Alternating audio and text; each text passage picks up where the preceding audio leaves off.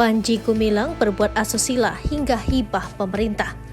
Majelis Ulama Indonesia menguak beberapa temuan terkait Pondok Pesantren Al-Zaitun. Selain adanya temuan mengarah ke ajaran sesat, juga ada dugaan perbuatan pidana yang dilakukan Panji Gumilang selaku pimpinan Ponpes. Ketua Tim Peneliti MUI Pusat untuk kasus pesantren Al-Zaitun, Firdausyah, mengatakan masalah pertama soal status tanah. Begitu juga terkait dengan sumber-sumber dana yang menjadi tonggak biaya operasional pesantren yang berdiri di Indramayu, Jawa Barat itu. Diungkapkan Firdaus, pihak Ponpes menyebut dananya dari pemerintah. Firdaus juga mengatakan masalah lain yang ditemukan terkait Al-Zaitun seperti tindak kekerasan yang terjadi di pesantren tersebut.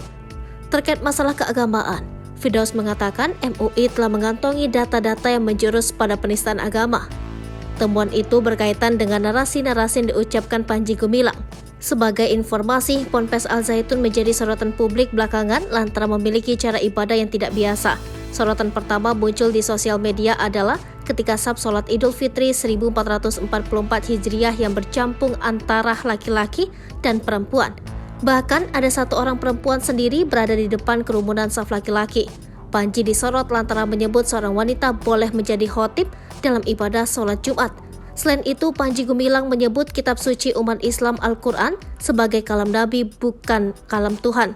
Isu lain kemudian muncul, Panji diduga melakukan beragam tindak pidana, mulai dari tindak asusila hingga tindak pidana pencucian uang.